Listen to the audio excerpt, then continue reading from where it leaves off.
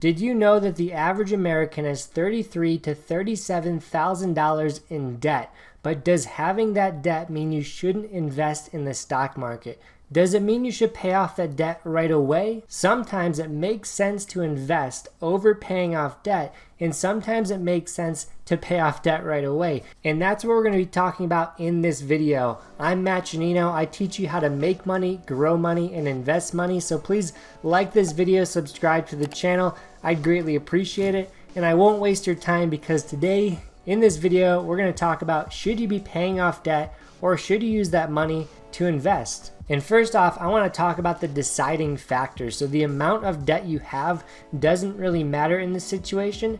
What we really care about is the interest rate. So a lot of people are going out getting car loans, student loans, mortgages, credit card statements, or buying that new TV on their credit card, and they're not knowing what interest rate they're going to be paying on all those loans that they have. That is the most important factor when deciding if you should invest that money or use that money to pay off debt. First, let's talk about the two benchmark interest rates that we care about when we're investing. This is the average return on the stock market. This is seen as 7% per year. It should be noted that this is an average return for many years. Some years we see negative percentages. Some years we see more than 7%. So if you have your money in the stock market for extended periods of time, you should expect 7% return.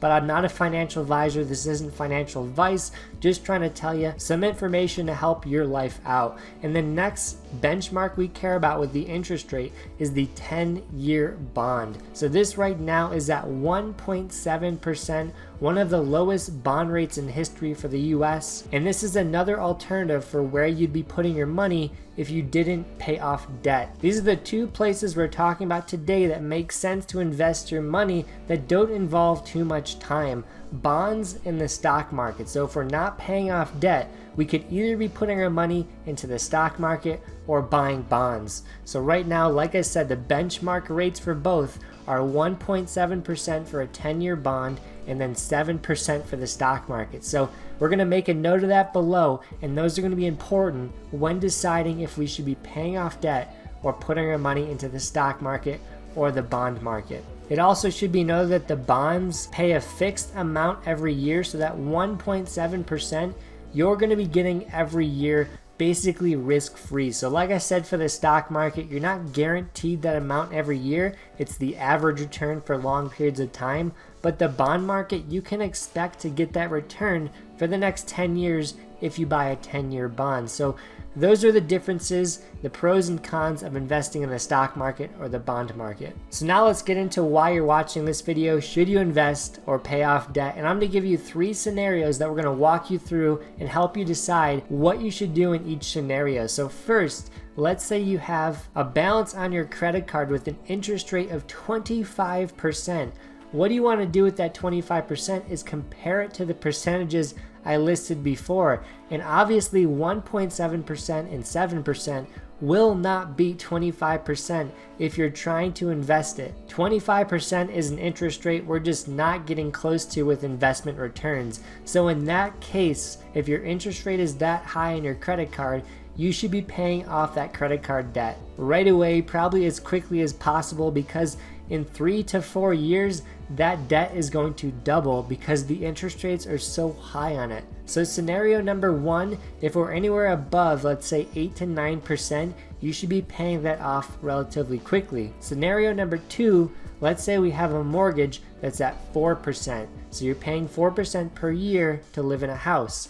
In that case, you can invest in the stock market for 7% a year and make that 3% difference. So in that case, it may make sense to put your money in the market instead of pay off your mortgage quickly. Only because that 3% that you're beating your mortgage by is the amount your money is going to be growing every year. So for scenario number 2, if we're not going to pay off our debt, we're going to be looking for debt to be below 7%, because anything below that, we can beat it in the stock market for long periods of time. But it should be noted there should be some wiggle room, let's say 2 or 3%, because Sometimes you don't get that 7% for long periods of time. So we call this the margin of safety. We want at least 2 to 3% difference between our credit card interest rate and, let's say, the overall average return of the stock market. So scenario number 3, let's say somehow you get a loan from the bank for 1%, which is historically low. It's pretty much free money at that point.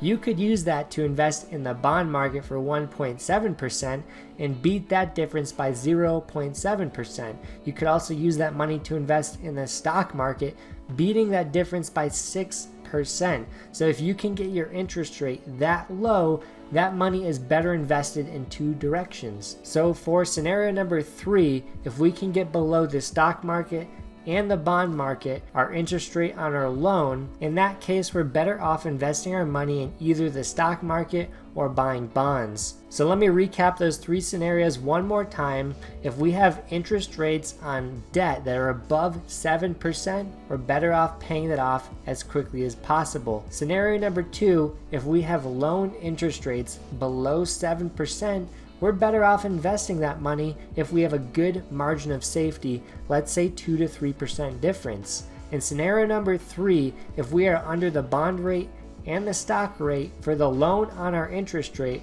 we are better off investing our money in multiple different ways. So for those last 2 scenarios, it's better off not paying off that debt right away and investing that money long term, only because you can beat the interest rate on that loan with the investments you make. So just to recap the 2 investment possibilities here, we have the stock market with long-term average returns of 7%. Like I said before, we could have returns that are negative for 1 year, meaning you can lose up to 10, maybe 20% on an investment. We have some years where we outperform that 7% and we could make 20 or 30% in the market. So you're not guaranteed 7% per year, unlike investing in bonds, where you're guaranteed that 1.7% on the 10-year bond right now. You're going to get paid that every year and you're not going to have to worry about it. So the only reason I didn't talk about the real estate market is because it requires time. I want to teach you how to invest and grow your money without wasting your time and spending your time. And the stock market and the bond market are 2 great places to do that. And if you're brand new to the stock market, I think you'll love this video on how to make your first investment. And if you want to trade with me 7 days for free, please click the link below that. Matt signing off. We all know the power of the stock market, how investing for long periods of time consistently can make you millions and millions of dollars when you retire.